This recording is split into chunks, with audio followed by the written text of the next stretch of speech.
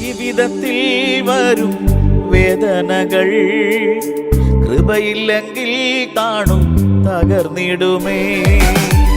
ജീവിതത്തിൽ വരും വേദനകൾ കൃപയില്ലെങ്കിൽ കാണും തകർന്നിടുമേ. നിർത്തുന്നത് ക്രൂശിൻ സ്നേഹമാണേ, അർഹതയായൊന്നും പറയാനില്ലേ. നിർത്തുന്നത് ക്രൂശിൻ സ്നേഹമാണേ, അർഹതയായൊന്നും പറയാനില്ലേ. കൃപമതിയേ നാഥ കൃപമതിയേ, ആശ്രയമായെന്നും കൃപ മാത്രമേ. കൃപമതിയേ നാഥ കൃപമതിയേ, ആശ്രയമായെന്നും കൃപ മാത്രമേ.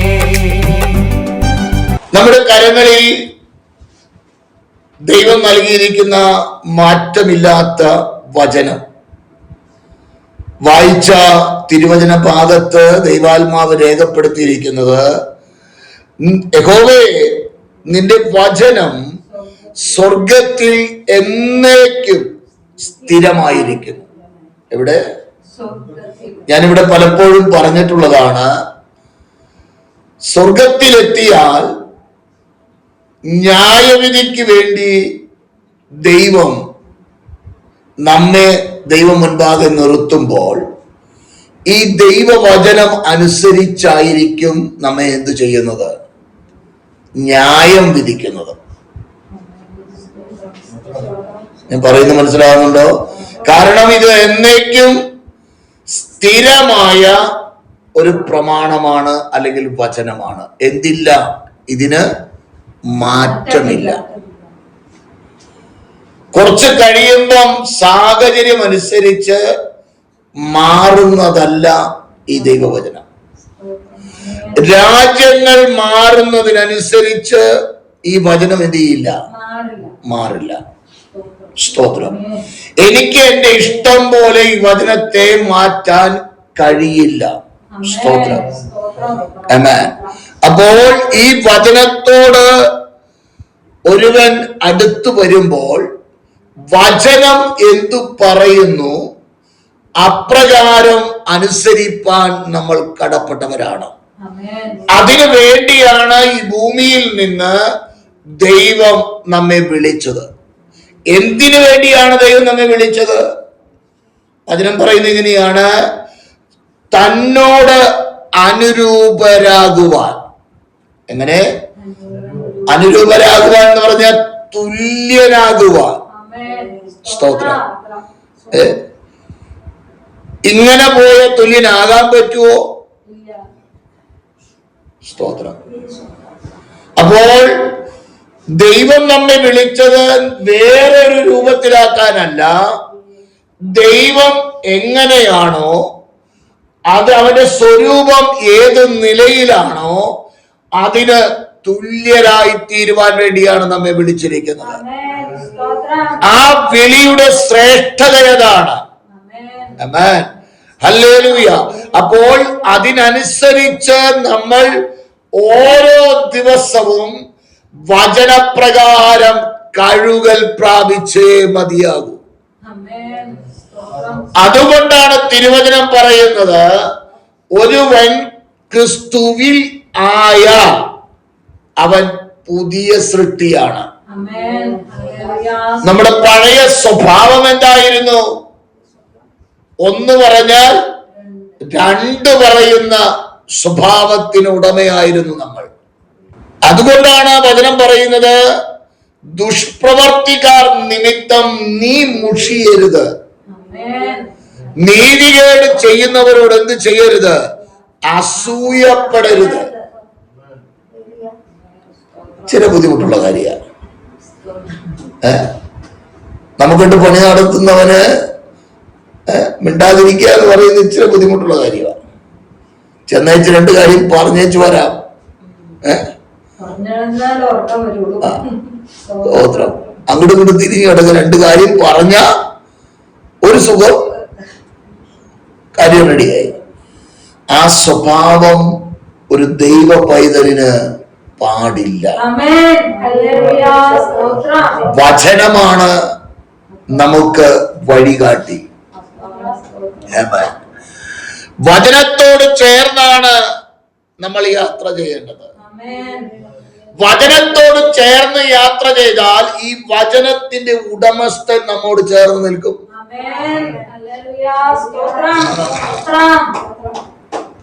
വചനത്തിന്റെ ഉടമസ്ഥൻ നമ്മോട് ചേർന്ന് നിൽക്കും. വചനം വിട്ടുമാറിയാൽ ഉടമസ്ഥൻ എന്ത് ചെയ്യും? പതുക്കെ അങ്ങ് മാറിപ്പോവും. വേറെ കുഴപ്പമൊന്നുമില്ല, ഉടമസ്ഥൻ മാറി അങ്ങ് നിൽക്കും. ഉടമസ്ഥൻ മാറിക്കഴിഞ്ഞാൽ തിരിച്ച ഉടമസ്ഥനോട് വരാൻ പറയാത്തിടത്തോളം കാലം ഉടമസ്ഥൻ വരില്ല. ഓടി വന്ന് കയറുന്ന ഉടമസ്ഥനല്ല.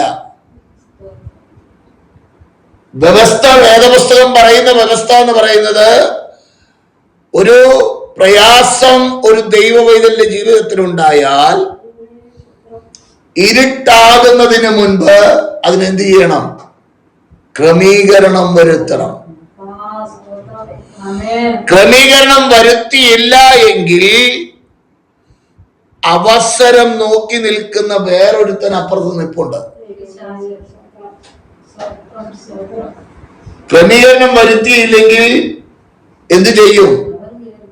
മറ്റോൻ കയറി അങ്ങ് വന്ന് അവന്റെ പണിയങ്ങ് നടത്തും. അതുകൊണ്ട് തിരുവചനം പറയുന്ന വാക്കുകൾ നമ്മൾ ശ്രദ്ധിക്കണം. പൈശാചികന് ഇടം കൊടുക്കരുതെന്നാണ് വചനം പറയുന്നത്. ഇടം കൊടുക്കരുത്. കൊടുത്തു കഴിഞ്ഞിട്ട് അയ്യം പറഞ്ഞിട്ട് കാര്യമില്ലെന്ന്. ഒരു ദൈവ പൈതലിനെ വിളിച്ച് വേർതിരിച്ചെങ്കിൽ ആ ദൈവ പൈതൽ ദൈവത്തിന്റെ വകയാണ്. അതുകൊണ്ടാണ് കർത്താവായ യേശുക്രിസ്തു തന്റെ അരുമശിഷ്യനായ പത്രോസിനോട് ഇങ്ങനെ പറയുന്നുണ്ട്: പത്രോസേ, നിന്നെ സാത്താൻ ഗോതമ്പ് പാറ്റുന്നത് പോലെ പാറ്റാൻ അനുവാദം ചോദിച്ചു. എന്ത് ചോദിച്ചു? അനുവാദം ചോദിച്ചെന്ന്. ഗോതമ്പ് പാറ്റുന്നത് ഞാൻ കണ്ടിട്ടില്ല. നെല്ല് പാറ്റുന്നത് കണ്ടിട്ടുണ്ട്, ഗോതമ്പ് പാറ്റുന്നത് ഞാൻ കണ്ടിട്ടില്ല. പൊടി പോകും, പതിര് പോകും, എല്ലാം എന്ത് ചെയ്യും? മാറിപ്പോകും. നല്ല മണി മാത്രം താഴെ വീഴും. അപ്പോൾ ഗോതമ്പ് പാറ്റുന്നത് പോലെ ഇവനെ പാറ്റിയാൽ ഇവന്റെ അഡ്രസ് കാണില്ല. കർത്താവ് പറഞ്ഞു, നിന്റെ വിശ്വാസം പോയി പോകാതിരിപ്പാൻ ഞാൻ നിന്നെ എന്ത് ചെയ്തില്ല? ഏൽപ്പിച്ച് കൊടുത്തില്ല. അപ്പോൾ അങ്ങനെയെങ്കിൽ ഒരു ദൈവ പൈതലിനെ ദൈവം ഏൽപ്പിച്ചു കൊടുക്കാതെ ശത്രുവായവൻ എത്ര നിന്നെ അലറി തകർക്കുമെന്ന് പറഞ്ഞാലോ ഒരു ദൈവ പൈതലിനെ തകർക്കാൻ കഴിയില്ല. ഒരു ദൈവ പൈതലെ ഇല്ലാതെയാക്കുവാൻ കഴിയില്ല. കാരണം നിന്റെ വീണ്ടെടുപ്പുകാര് സർവശക്തനായ ദൈവമാ. നിന്റെ വീണ്ടെടുപ്പുകാര് സകലത്തിന്മേലും അധികാരമുള്ളവനാ. അധികാരമുള്ള അധികാരി പറയാതെ ദുഷ്ട പിശാചിന് നിന്റെ ജീവിതത്തെ, നിന്റെ കുടുംബത്തെ ഒന്നും ചെയ്യാൻ കഴിയില്ല.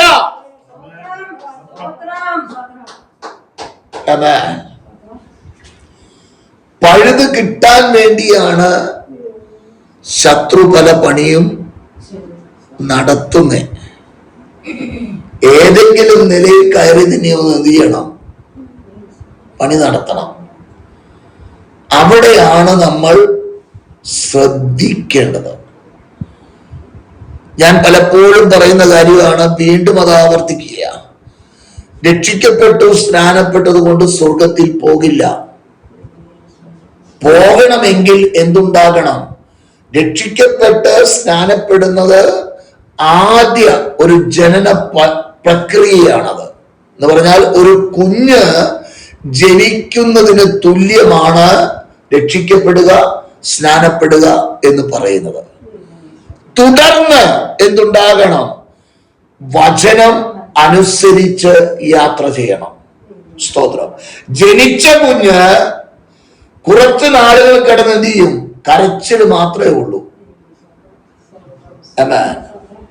പിന്നെ പിച്ച വെച്ച് അത് പതുക്കെ പതുക്കെ നീന്താനും കമലാനും ഒക്കെ പരിപാടിയൊക്കെ നടത്തി മുന്നോട്ട് പോകുന്ന കാണാം. സ്തോത്രം. അത് കഴിഞ്ഞ് കുറച്ച് കഴിയുമ്പം പിടിച്ചെഴുന്നേൽക്കാൻ ശ്രമം നടത്തുന്ന കാണാം. പല പ്രാവശ്യം വീഴുന്നത് കാണാം. അങ്ങനെ നടക്കുമ്പോൾ പതുക്കെ മാ പാ എന്നൊക്കെ പറയുന്നത് കേൾക്കാം. അങ്ങനെ കുറച്ചു കഴിയുമ്പോൾ വ്യക്തമായിട്ട് അമ്മ അല്ലെങ്കിൽ അപ്പ പപ്പ എന്ന് വിളിക്കുന്നത് കേൾക്കാം. സ്തോത്രം. ഹല്ലേലൂയ. മറിഞ്ഞു വീഴുമ്പോൾ ആരും പറയില്ല, മോനെ നീ മറിഞ്ഞു വീഴ, നീ കിടന്നാ മതിയിടാന്ന് പറയില്ല. എന്നാൽ ആ വീഴ്ചയിലും മാതാപിതാക്കൾ ഒരു രസം കണ്ടെത്താറുണ്ട്. സ്തോത്രം. ഹല്ലേലൂയ. മാത്രമല്ല, ഓടിച്ചെന്ന് വീഴാൻ പോകുമ്പോൾ താങ്ങുന്ന പരിപാടിയുണ്ട്. എന്നതുപോലെ നീ ക്രിസ്തുവിൽ ജനിച്ചെങ്കിൽ നിന്നെ നടത്തി പരിപാലിപ്പാൻ ദൈവം മതിയായവനാ. ദൈവം നിന്നെ സഹായിപ്പാൻ മതിയായവനാ. വചനം കേൾക്കുവാൻ നീ തയ്യാറാകുന്നുവെങ്കിൽ, വചനം അനുസരിക്കുവാൻ നീ സന്നദ്ധനാകുന്നുവെങ്കിൽ, വീഴാതെ വണ്ണതിനെ സൂക്ഷിപ്പാൻ നിന്നെ വിളിച്ച ദൈവം വിശ്വസ്തനെന്ന് ഇന്ന് പകലിൽ ഉറക്കെ പ്രസ്താവിക്കുകയാ. എന്നേക്കും സ്ഥിരമായ ദൈവവചനം. മത്തായിയുടെ സുവിശേഷത്തിൽ ഈ വചനത്തെ കുറിച്ച് കർത്താവ് പറഞ്ഞ വാക്കുകൾ തന്നെ രേഖപ്പെടുത്തി വെച്ചിട്ടുണ്ട്. 24-ാം അധ്യായത്തിന്റെ 35-ാം വാക്യം, ആകാശവും ഭൂമിയും ഒഴിഞ്ഞു പോകും, എന്റെ വചനങ്ങളോ ഒഴിഞ്ഞു പോകയില്ല. സ്തോത്രം. ആമേൻ. ഹല്ലേലൂയ. അപ്പോൾ എന്ത് ചെയ്യില്ല? ആകാശം മാറിപ്പോകും, ഭൂമി മാറിപ്പോകും, പക്ഷെ വചനം എന്ത് ചെയ്യില്ല? മാറില്ല. സ്തോത്രം. എന്തുകൊണ്ടാണ് വചനം മാറാത്തത്? എന്തുകൊണ്ടാണ് വചനം മാറാത്തത്? വചനം ദൈവമാണ്. അതിന് വേദപുസ്തകം പറയുന്ന ഭാഷ തന്നെ ഞാൻ പറയാം. വചനം ജഡമായി കൃപയും സത്യവും നിറഞ്ഞവനായി നമ്മുടെ ഇടയിൽ പാർത്തു. അതാരാണ്? യേശു ക്രിസ്തു. വചനം ആരാണ്? ക്രിസ്തുവാണ്. ക്രിസ്തു ആരാണ്? വചനമാണ്. അപ്പോൾ ഈ വചനം അനുസരിക്കാതിരിക്കുമ്പോൾ ആരെ അനുസരിക്കാതിരിക്കുന്നേ? സ്തോത്രം. ഈ തിരിച്ചറിവ് നമുക്കുണ്ടാകണം. വചനം അനുസരിക്കുന്നില്ലെങ്കിൽ അർത്ഥാൽ ക്രിസ്തുവിനെ നിങ്ങൾ എന്ത് ചെയ്യുന്നില്ല? അനുസരിക്കുന്നില്ല. സ്തോത്രം. ആമേൻ. അപ്പോൾ വചനം അനുസരിക്കുക എന്നുള്ളത് നമ്മുടെ ഓരോരുത്തരുടെയും ഉത്തരവാദിത്തമാണ്. ഇനി പത്രോസിന്റെ ലേഖനത്തിലേക്ക് നമ്മുടെ ശ്രദ്ധയെ ഒന്ന് കൊണ്ടുവരാം. 1 പത്രോസിന്റെ ലേഖനം 1-ാം അധ്യായത്തിന്റെ 23, 24, 25 വാക്യങ്ങൾ ഞാൻ വായിക്കുന്നു. അവിടെ പരിശുദ്ധ ആത്മാവ് രേഖപ്പെടുത്തി വെച്ചിരിക്കുന്ന വാക്കുകൾ ശ്രദ്ധിക്കണം. കെടുന്ന ബീജത്താലല്ല, കെടാത്തതിനാൽ ജീവനുള്ളതും നിലനിൽക്കുന്നതുമായ ദൈവവചനത്താൽ തന്നെ നിങ്ങൾ വീണ്ടും ജനിച്ചിരിക്കുന്നു. സകല ജഡവും പുല്ലുപോലെയും അതിന്റെ ഭംഗിയെല്ലാം പുല്ലിന്റെ പൂ പോലെയും ആകുന്നു. പുല്ലുവാടി, പൂവ് ഉതിർന്നുപോയി, കർത്താവിന്റെ വചനമോ എന്നേക്കും നിലനിൽക്കുന്നു. അതാകുന്നു നിങ്ങളോട് പ്രസംഗിച്ച വചനം. ദൈവാത്മാവ് വളരെ കൃത്യതയോടുകൂടെ ചില സത്യങ്ങൾ വിളിച്ചു പറയുകയാണ്. ഇവിടെ അല്പ വിശദീകരണം നിങ്ങളോട് ഞാൻ നൽകുവാൻ ആഗ്രഹിക്കുകയാണ്. കെടുന്ന ബീജത്താലല്ല, കെടാത്തതിനാൽ ജീവനുള്ളതും നിലനിൽക്കുന്നതുമായ ദൈവവചനത്താൽ തന്നെ നിങ്ങൾ വീണ്ടും ജനിച്ചിരിക്കുന്നു. നമ്മുടെ വീണ്ടും ജനനത്തെ കുറിച്ച്, ക്രിസ്തുവിനെ സ്വീകരിച്ച അനുഭവത്തെ കുറിച്ചാണ് അവിടെ പറയുന്നത്. ഈ ദൈവവചനം നമ്മൾ ചിന്തിക്കുമ്പോൾ കർത്താവായ യേശു ക്രിസ്തുവിന്റെ ജനനത്തെ കുറിച്ച് അല്പം ഒന്ന് നിങ്ങളുമായിട്ട് ഞാൻ വിവരിപ്പാൻ ആഗ്രഹിക്കുകയാണ്. പുരുഷനുമായി ഒരു നിലയിലും ബന്ധപ്പെടാത്ത ഒരു വ്യക്തിത്വമായിരുന്നു ആര്? മറിയം. സ്തോത്രം. അവളുടെ അടുക്കൽ ദൂതൻ വന്ന് പറഞ്ഞു, കൃപ ലഭിച്ചവളെ, നിനക്ക് വന്ദനം. ആ വന്ദന സ്വരം അവളുടെ കാതുകളിൽ മുഴങ്ങിയപ്പോൾ അവൾ പേടിച്ചു. വാസ്തവത്തിൽ അവൾ ചോദിച്ചു, ഇത് എന്തൊരു വന്ദനം, ഇത് ഇങ്ങനെയുണ്ടൊരു വന്ദനം. സ്തോത്രം. ദൂതൻ അവളോട് പറഞ്ഞു, ദൈവത്തിന്റെ കൃപ നിനക്ക് ലഭിച്ചിരിക്കുകയാണ്. സ്തോത്രം. നീ ഒരു ശിശുവിനെ പ്രസവിക്കും, അവൻ ദൈവപുത്രനാണ്. കാര്യങ്ങളൊക്കെ അവളോട് വിവരിച്ചു. അവൾ പറയുന്നുണ്ട്, ഞാൻ പുരുഷനെ അറിയായികയാൽ ഇത് എങ്ങനെ സംഭവിക്കും? ആ ചോദ്യത്തിന് ഉത്തരമായി ദൂതൻ പറയുന്ന വാക്കുകൾ നമുക്ക് ആ തിരുവചനത്തിൽ നിന്ന് തന്നെ ഒന്ന് വായിക്കാം. ലൂക്കോസിന്റെ സുവിശേഷം 1-ാം അധ്യായം അതിന്റെ 35-ാം വാക്യം ഞാൻ വായിക്കുന്നു. പരിശുദ്ധയാത്മാവ് നിന്റെ മേൽ വരും, അത്യുന്നതന്റെ ശക്തി നിന്റെ മേൽ നിഴലിടും. ആകയാൽ ഉത്ഭവിക്കുന്ന വിശുദ്ധ പ്രജ ദൈവപുത്രൻ എന്ന് വിളിക്കപ്പെടും. അവിടെ ദൂതൻ അവളോട് പറയുന്ന വാക്ക് ശ്രദ്ധിക്കണം. പരിശുദ്ധ ആത്മാവ് നിന്റെ മേൽ വരും, അത്യുന്നതന്റെ ശക്തി നിന്റെ മേൽ നിഴലിടും. ആകയാൽ ഉത്ഭവിക്കുന്ന വിശുദ്ധ പ്രജ ദൈവപുത്രൻ എന്ന് വിളിക്കപ്പെടും.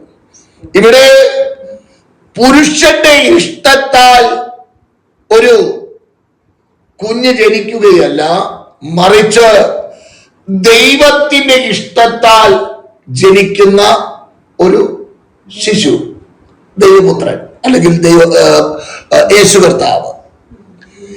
എന്നതുപോലെ തന്നെ നമ്മുടെ ജീവിതത്തിലും വീണ്ടും ജനനം നടക്കുന്നത് നമ്മെ സമൂലമായ ഒരു ശുദ്ധീകരണം നടത്തി, അതാണ് പറയുന്നത്, കെടുന്ന ബീജത്താലല്ല, കെടാത്തതായ ഒരു ബീജം.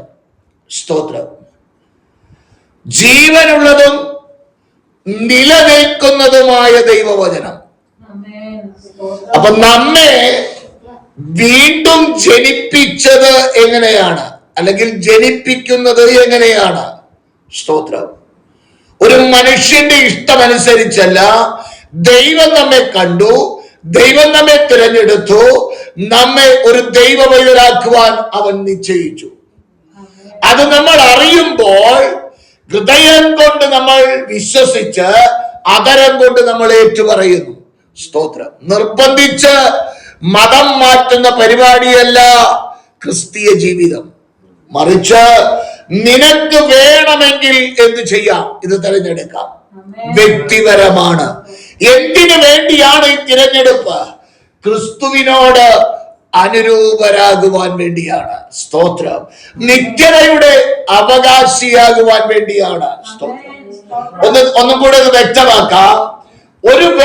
ഒരു വിത്ത് നിലത്ത് വീണ് ചാകുന്നു. ഒരു നെൽമണി നമ്മൾ വിതച്ച് അത് കിളിർത്തു വരുന്നത് നെൽമണിയായിട്ടല്ല. നെൽമണിയായിട്ടാണോ? അല്ല. ആ വീണ വിത്ത് അത് ചത്തു. അത് ചത്തു കഴിഞ്ഞപ്പോൾ അത് വേറെ ഒരു രൂപത്തിൽ എന്ത് ചെയ്തു? ഒരു ചെടിയായി അത് വളർന്നു വന്നു. എന്തിനു വേണ്ടിയാ? വീണ്ടും ചില നെൽമണികൾ നൽകുവാൻ വേണ്ടിയാണ്. പക്ഷെ രൂപം മാറി. സ്തോത്രം. എന്നതുപോലെ പഴയ മനുഷ്യരെ നമ്മൾ എവിടെ കുഴിച്ചിടുന്നു? ജലാശയമാകുന്ന കല്ലറയിൽ കുഴിച്ചിടുകയാണ്. കുഴിച്ചിട്ടനന്തരം നമ്മൾ എന്ത് ചെയ്യുന്നു? അവിടെ നിന്ന് ഉയർക്കുന്നു. എന്തിനു വേണ്ടിയാ? ജീവന്റെ പുതുക്കത്തിൽ യാത്ര ചെയ്യുവാൻ. പിന്നെ പഴയ സ്വഭാവം കൊണ്ട് നടന്നാൽ വേദപുസ്തക ഭാഷയിൽ ഞാൻ എന്റെ ഉള്ളം കൂടെ ഒച്ചയും കൂടെ ചേർത്ത് പറയുകയോ ആയുസ് ഗുണം പിടിക്കില്ല.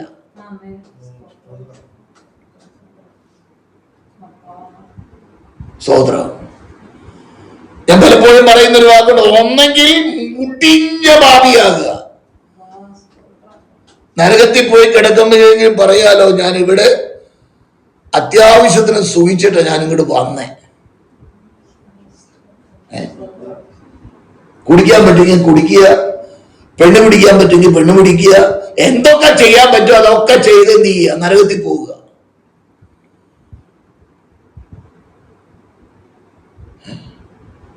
മുങ്ങിപ്പൊങ്ങിയിട്ട് കുതിർന്ന ഭാഗ്യയായി പാപം ചെയ്ത് നരകത്തിൽ പോകുന്ന എന്തിന്?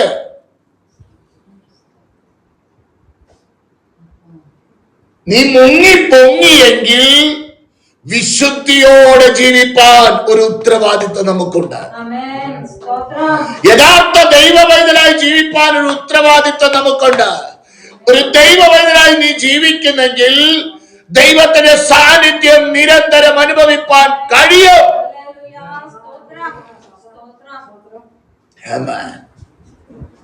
ഇപ്പോഴത്തെ ആളുകളുടെ ഒരു ട്രെൻഡാണ്, ഏതെങ്കിലും ഒരിടത്ത് പോയി കഴിഞ്ഞാൽ ഉടനെ ഒരു ഫോട്ടോ എടുക്കും.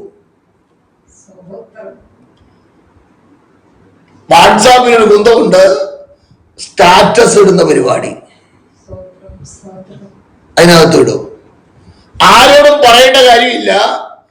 നമ്മളെ അറിയുന്നവര് സ്റ്റാറ്റസ് കണ്ടു കഴിഞ്ഞാൽ ഇന്നടത്ത് പോയിട്ടുണ്ട്. സ്വോത്രം. ഒരു ഹോട്ടലിൽ കയറിയ സ്റ്റാറ്റസ് ഇട്ടു. ഇനി എവിടേക്ക് പോകുന്ന അവിടെയൊക്കെ പോയിട്ട് എന്ത് ചെയ്യുന്നുണ്ട്? ഫോട്ടോ എടുക്കൽ മാത്രമേ പരിപാടിയുള്ളൂ. ഫോട്ടോ എടുക്കുക, സ്റ്റാറ്റസ് ഇടുക, ഫോട്ടോ എടുക്കുക, സ്റ്റാറ്റസ് ഇടുക, ഇത് തന്നെ പരിപാടി.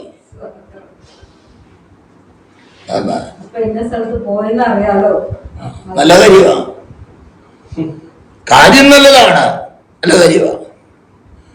പിന്നെ ഫേസ്ബുക്ക് എന്ന് പറഞ്ഞൊരു സാധനമുണ്ട്. പ്രാർത്ഥനയ്ക്ക് പോകുമ്പോൾ അണിഞ്ഞൊരുങ്ങി നിന്ന് ഒരു ഫോട്ടോ, ഞാൻ പ്രാർത്ഥനയ്ക്ക് പോവുക. സ്തോത്രം. നീ എന്ത് ചെയ്യുന്നു എന്നുള്ളത് സ്വർഗത്തിലെ ദൈവം അറിയട്ടെ. ലോകരെ അറിയിച്ചിട്ടല്ല നീ കാര്യങ്ങൾ ചെയ്യേണ്ടത്. സ്തോത്രം. ഹല്ലേലൂയ. കുടുംബമായൊത്ത് ഒരു കല്യാണ വേദിയിലെങ്ങാനും വല്ലപ്പോഴും എന്തെങ്കിലും ഒരു സംഭവം നടക്കുന്നെങ്കിൽ അതിടുന്നതിൽ തെറ്റല്ല. നീ ഞെളിഞ്ഞു നിൽക്കുന്നതിന് വേണ്ടിയാ? നിന്നെ കാണിക്കാനോ? വചനം പറയുന്നത് നിന്നെ കാണുന്നവർ ആരെ കാണണം? ക്രിസ്തുവിനെ കാണണം. സ്തോത്രം. നിന്റെ അഴക് കണ്ട് അതിന്റെ താഴെ വരുന്ന കമന്റ് ഒന്ന് വായിക്കണം. ദൈവം നമ്മിൽ നിന്ന് ആഗ്രഹിക്കുന്ന ചില വസ്തുതകളുണ്ട്. അത് സഭയോടുള്ള ബന്ധത്തിൽ അനുസരിക്കുക എന്നുള്ളത് നമ്മുടെ ഉത്തരവാദിത്തമാണ്. സ്തോത്രം. അപ്പോൾ കെടുന്ന ബീജത്താൽ അല്ല നമ്മെ എന്ത് ചെയ്തത്? വീണ്ടും ജനിപ്പിച്ചിരിക്കുന്നേ. ക്രിസ്തു ഉരുവായത് അത്യുന്നതന്റെ ശക്തി നിന്റെ മേൽ നിഴലിടും. ആകയാൽ ഉത്ഭവിക്കുന്ന വിശുദ്ധ പ്രജ ദൈവപുത്രൻ എന്ന് വിളിക്കപ്പെടും. ഇവിടെ പറയുന്നു, കെടുന്ന ബീജത്താലല്ല, കെടാത്തതിനാൽ ജീവനുള്ളതും നിലനിൽക്കുന്നതും. എന്താണ് അതിന്റെ പ്രത്യേകത? കർത്താവായ യേശു ക്രിസ്തുവിനെ യഹൂദന്മാർ ക്രൂശിച്ചു.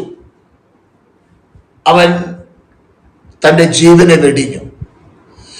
കല്ലറയിൽ അടക്കം ചെയ്തു. 3 ദിവസം ആ കല്ലറയിൽ ഒതുങ്ങിയിരുന്നു. 3-ാം ദിവസം ഉയർത്തത് പഴയ ശരീരത്തോടെയല്ല, പുതുക്കം പ്രാപിച്ച തേജോരൂപിയായ ശരീരത്തോടെ അവൻ ഉയർത്തു. നീ ഒരു ദൈവ പൈതലായി മരിച്ചാൽ, ഹല്ലേലൂയ, ക്രിസ്തുവിൽ മരിച്ചാൽ, ക്രിസ്തുവിൽ മരിച്ചവർ ഉയർക്കുന്ന ഒരു ദിനമുണ്ട്. എങ്ങനെയാ ഉയർക്കുന്നേ? ക്രിസ്തു എങ്ങനെ ഉയർത്തുവോ അതുപോലെ നീ ഉയർക്കും. കേടാത്ത ബീജത്താൽ, ജീവനുള്ള വചനത്താൽ നിന്നെ വീണ്ടും ജനിപ്പിച്ചവനാ നിന്നെ കുറിച്ച ഒരു ഉദ്ദേശമുണ്ട് കുഞ്ഞേ, അത് ഉയർപ്പാണ്. ആമേൻ, ഹല്ലേലൂയ. അപ്പോൾ ആ വചനത്തോട് ചേർന്ന് യാത്ര ചെയ്യുവാൻ നമ്മൾ ഓരോരുത്തരും കടപ്പെട്ടവരാ. സ്വർഗത്തിൽ എന്നേക്കും സ്ഥിരമായ വചനം. ഒരു വചനഭാഗം കൂടെ വായിച്ച് ഞാൻ എൻ്റെ വാക്കുകൾക്ക് വിരാമമിടാം. അതേ പത്രോസിന്റെ ലേഖനം 1 പത്രോസ് 1-ാം അധ്യായത്തിന്റെ 21-ാം വാക്യം. നിങ്ങളുടെ വിശ്വാസവും പ്രത്യാശയും ദൈവത്തിൽ വച്ചുകൊള്ളേണ്ടതിന് ദൈവം അവനെ മരിച്ചവരുടെ ഇടയിൽ നിന്ന് എഴുന്നേൽപ്പിച്ച് അവന് തേജസ് കൊടുത്തുമിരിക്കുന്നു. മരിച്ചവരുടെ ഇടയിൽ നിന്ന് യേശു ക്രിസ്തു ഉയർത്തില്ലായിരുന്നു എങ്കിൽ ഇന്ന് പകലിൽ ഞാൻ ഇവിടെ നിന്ന് പ്രസംഗിക്കില്ലായിരുന്നു. ഞാൻ യഥാർത്ഥത്തിൽ മാനസാന്തരപ്പെട്ടത് എനിക്ക് സ്വർഗത്തിൽ പോകണം എന്നുള്ളൊരു ചിന്ത ഉണ്ടായപ്പോഴാണ്. ഈ പോക്ക് പോയാൽ അങ്ങ് എത്തില്ലെന്നൊരു ബോധ്യം ഉണ്ടായപ്പോഴാണ് കയ്യിലിരിപ്പൊക്കെ വിട്ടത് അവിടെ വെച്ചാ. സ്തോത്രം. കാരണം കയ്യിലിരിപ്പ് വിടാതെ വേദപുസ്തകത്തിൽ വെളിപ്പെട്ട ക്രിസ്തുവുമായിട്ട് എന്ത് ചെയ്യാൻ കഴിയില്ല. നാട്ടിലൊരു ചൊല്ലുണ്ടല്ലോ, കക്ഷത്തിരിക്കുന്നത് പോകരുത്, ഉത്തരത്തിലിരിക്കുന്നത് എന്ത് ചെയ്യണം? കിട്ടുമോ? കക്ഷത്തുള്ളത് ഒന്നെങ്കിൽ പിടിച്ചോണ്ടിരിക്കാം, ഉത്തരത്തിലുള്ളത് എടുക്കാൻ പറ്റില്ല. കക്ഷത്തിലുള്ളത് പോയാലേ ഉത്തരത്തിലുള്ളത് കൈവക്കി എടുക്കാൻ നിനക്ക് പറ്റൂ. സ്തോത്രം. ആമേൻ. കാരണം ഇത് രണ്ടും കൂടെ ചേരില്ലെന്നേ. ഒന്ന് ജീവനാണ്, ഒന്ന് ജീവനില്ലാത്തതാണ്. ഒന്ന് വെളിച്ചമാണ്, ഒന്ന് ഇരുട്ടാണ്. ഇതിന് യാതൊരു വിധത്തിലും എന്തില്ല, കൂട്ടായ്മ ബന്ധമില്ലാത്തതാണ്. അതുകൊണ്ട് ഹല്ലേലൂയ വചനം പറയുന്നു, മരിച്ചവരുടെ ഇടയിൽ നിന്ന് കർത്താവായ യേശു ക്രിസ്തു ഉയർത്തത് തേജസ്സോടുകൂടിയാ. എന്തിനു വേണ്ടിയാ തേജസ്സോടെ അവൻ ഉയർത്തത്? നിന്റെ വിശ്വാസം വെക്കുവാൻ, നിന്റെ പ്രത്യാശ വെക്കുവാൻ അവനെ മരിച്ചവരുടെ ഇടയിൽ നിന്ന് ഉയർത്തെഴുന്നേൽപ്പിച്ചിരിക്കുകയാ. ഇന്ന് നീ കൊട്ടിപ്പാടുകയാ, ഇന്ന് നീ സ്തോത്രം പറയുകയാ. ഇതിനൊരു അവസാനമുണ്ട് കുഞ്ഞേ. അല്ലെങ്കിൽ ലോകത്തിന്റെ സ്ഥിതിക്ക് മാറ്റം വരുന്നത് ഒരു നിത്യതയ്ക്ക് വേണ്ടിയാ. അവിടെ പോകുവാൻ ഒരുങ്ങിയാൽ അവൻ പറഞ്ഞതനുസരിക്കുവാൻ നമ്മൾ ബാധ്യസ്ഥരാ. ഹല്ലേലൂയ. ഓടി നടന്നത് കൊണ്ടൊന്നും ദൈവപ്രവൃത്തി വെളിപ്പെടില്ല.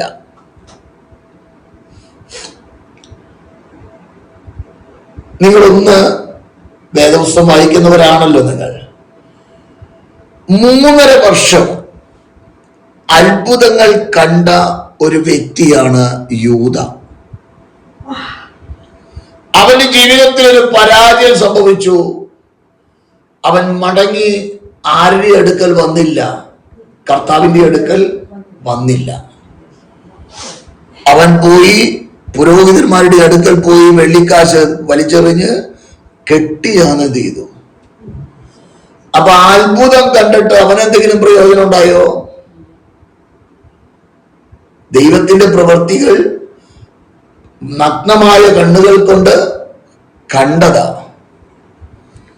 മറ്റ് 11 പേർ കണ്ടത് എങ്ങനെയാണോ അതുപോലെ തന്നെ ഇവനും കണ്ടതാ. പക്ഷെ അവന്റെ ഹൃദയത്തിന് തീയില്ല, മാറ്റം ഉണ്ടായില്ല. എത്രയോ രോഗികൾ സൗഖ്യമാക്കുന്നവൻ കണ്ടു, എത്രയോ കുഷ്ഠരോഗികൾ രോഗസൗഖ്യം പ്രാപിക്കുന്നവൻ കണ്ടു, മരിച്ചു കിടക്കുന്ന വ്യക്തികൾ ഉയർത്തുന്നവൻ കണ്ടു. അങ്ങനെ പലതും നഗ്നമായ കണ്ണുകൾ കൊണ്ട് കണ്ടു. പക്ഷേ ഹൃദയത്തിൽ അവന് വിശ്വാസം ഇല്ലായിരുന്നു. സ്തോത്രം. അപ്പോൾ അത്ഭുതം കണ്ടത് കൊണ്ട് സ്വർഗത്തിൽ ഒരു വ്യക്തി എന്ത് ചെയ്യില്ല?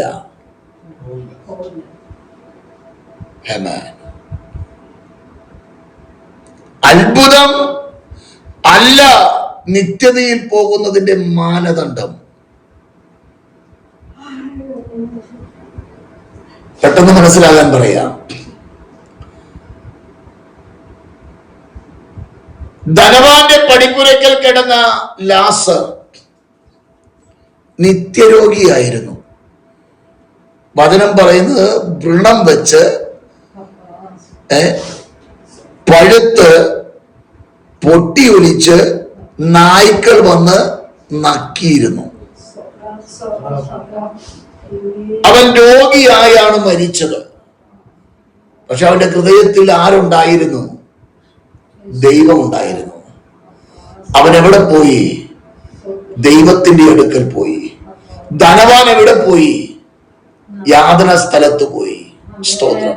അപ്പൊ നീ രോഗിയായി കിടന്നാലും ദൈവം എന്തുകൊണ്ടോ നീ സ്വർഗത്തിൽ പോകും. എന്നാണ് നീ പ്രാർത്ഥിച്ചിട്ട് നിനക്ക് രോഗസൗഖ്യം കിട്ടാത്ത? ദൈവത്തിന് ഇഷ്ടമില്ല, തരുന്നില്ല. ഇനി പൗലോസിന്റെ അടുക്കൽ വാ. വചനം പറയുന്ന അവനെ കുത്തുവാൻ സാത്താന്റെ ദൂതനെ ഏൽപ്പിച്ചെന്നാ വചനം പറയുന്നേ. എന്നാണ് നീ അത്ഭുതം ചെയ്യുന്നു, അടയാളം ചെയ്യുന്നു, നിനക്കെന്നാ ഈ സോക്കേട്? കർത്താവ് പറഞ്ഞു, മോനെ എന്റെ കൃപ നിനക്ക് മതി. എന്റെ അർത്ഥം എന്നാന്നറിയാമോ? നീ സ്വർഗത്തിലെത്തണമെങ്കിൽ ഈ വേദന നിനക്കുണ്ടായേ പറ്റുകയുള്ളൂ. ഇല്ല എങ്കിൽ നീ നിഗളിച്ചു പോകുവാൻ സാധ്യതയുണ്ട്. ഹല്ലേലൂയ. അതാണ് അതിന്റെ അർത്ഥം. നിഗളം എന്താണ്? നിത്യത നഷ്ടപ്പെടുത്തും. ഞാൻ എന്നുള്ള ഭാവം എന്ത് ചെയ്യും? നിന്റെ നിത്യത നഷ്ടപ്പെടുത്തും. അതാണെന്ന് സഭകളിൽ നടക്കുന്ന അടിയും ഇടിയും കുത്തും ചവിട്ടും. അധികാരത്തിന് വേണ്ടി, കസേരയ്ക്ക് വേണ്ടി സഭയുടെ ശുശ്രൂഷകന്മാർ കസാരയ്ക്ക് വേണ്ടി അടിയുണ്ടാക്കുന്നു. വിശ്വാസികൾ എനിക്ക് സെക്രട്ടറി ആകണം, എനിക്ക് ട്രഷറർ ആകണം എന്നും പറഞ്ഞ് എന്ത് ചെയ്യുന്നു? അടിയുണ്ടാക്കുന്നു. സഹോദരം, മൊത്തത്തിൽ അടിയ. നല്ലൊരു ശതമാനം സഭകളിൽ അങ്ങനെ നടക്കുന്നേ. കാരണം അന്ത്യകാലത്തിന്റെ ലക്ഷണമാണത്. വചനം പറയുന്നത് ആദ്യമേ എന്ത് സംഭവിക്കണം? വിശ്വാസ ത്യാഗം സംഭവിക്കണം. കർത്താവ് പറഞ്ഞത്, ഞാൻ വരുമ്പോൾ വിശ്വാസം കണ്ടെത്തുമോ? ചോദ്യമാണ്. കണ്ടും കേട്ടും അനേകരുടെ മനസ്സെന്ത് ചെയ്യും? ക്ഷീണിച്ചു പോകും, മടുത്തു പോകും. എന്താണ് ഈ ക്രിസ്തീയ ജീവിതം എന്നുള്ളൊരു ചിന്ത വരും. അന്ത്യകാലത്തിന്റെ ലക്ഷണമാ. പ്രാണപ്രിയൻ വരാൻ സമയമായി. ഏത് സമയത്തും കാഹള ശബ്ദം കേൾക്കാം. ഒരുങ്ങിയിരുന്നാൽ നിത്യതയുടെ അവകാശിയാകാം. ലോക സംഭവങ്ങൾ വിളിച്ചറിയിക്കുന്നു കുഞ്ഞെ. ഹല്ലേലൂയ. പ്രകൃതി നമ്മെ വിളിച്ചറിയിക്കുന്നു. ഹല്ലേലൂയ. സഭ നമ്മോട് വിളിച്ചറിയിക്കുന്നു. ചില യാഥാർത്ഥ്യങ്ങൾ വചനത്തിൽ പറയുന്നത് നിറവേറുകയോ. എന്നേക്കും നിലനിൽക്കുന്ന ഒരു ദൈവവചനമാണ് ദൈവം നമ്മുടെ കരങ്ങളിൽ നൽകിയിരിക്കുന്നത്. നീ വചനത്തോട് ചേർന്ന് നിന്നാൽ വചനത്തിൽ വെളിപ്പെട്ട ക്രിസ്തു നിന്നോട് ചേർന്ന് നിൽക്കും. പ്രതികൂലം ഒരുപക്ഷെ മുന്നിൽ വരാം. അതിന്റെ മധ്യത്തിലും അതിനെ ജയിപ്പാൻ തക്കതായ നിലയിൽ കർത്താവ് നമ്മെ സഹായിക്കും. അതുകൊണ്ടാണ് വചനം ഇങ്ങനെ വിളിച്ചു പറയുന്നത്, നിന്നാൽ ഞാൻ പടക്കൂട്ടത്തിന് നേരെ പാഞ്ഞു ചെല്ലും, എന്റെ ദൈവത്താൽ ഞാൻ മതിൽ ചാടിക്കടക്കും. സ്വയമായി നിനക്ക് ചാടുവാൻ കഴിയില്ല, എന്നാൽ നിന്നെ സഹായിക്കുന്ന, നിന്നോട് കൂടെ നിൽക്കുന്ന, നിന്നോട് കൂടെ നിന്ന് പ്രവർത്തിക്കുന്ന ഒരു ഉടമസ്ഥൻ, ഒരു നല്ല കർത്താവ് നമുക്കുണ്ട്. സ്തോത്രം. അതുകൊണ്ട് ധൈര്യത്തോടെ കർത്താവിനോട് ചേർന്ന് യാത്ര ചെയ്യാം. പരിശുദ്ധ ദൈവമേ, അവിടുത്തെ പ്രവൃത്തികൾക്കായി സ്തോത്രം, അവിടുത്തെ കരുതലുകൾക്കായി സ്തോത്രം, അങ്ങ് ഞങ്ങൾ നടത്തുന്ന വഴികൾക്കായി സ്തോത്രം. ഈ വചന കേൾവി ഞങ്ങളുടെ ജീവിതത്തിൽ അനുഗ്രഹമാകട്ടെ. വചനത്തിന്റെ ശക്തിയും മഹത്വവും ഞങ്ങൾ വെളിപ്പെടുവാനിടയാകട്ടെ. എന്നേക്കും സ്ഥിരമായ വചനത്തോട് ചേർന്ന് നിൽപ്പാൻ അവിടുത്തെ കൃപ നൽകുമാറാകണമെന്ന് അങ്ങയോട് ഞങ്ങൾ പ്രാർത്ഥിക്കുന്നു. അവിടെ നമ്മുടെ ചെയ്തെടുക്കുന്ന കൃപയ്ക്ക് നന്ദി. ക്രിസ്തുയേശുവിൻ നാമത്തിൽ തന്നെ. ആമേൻ, ആമേൻ, ആമേൻ.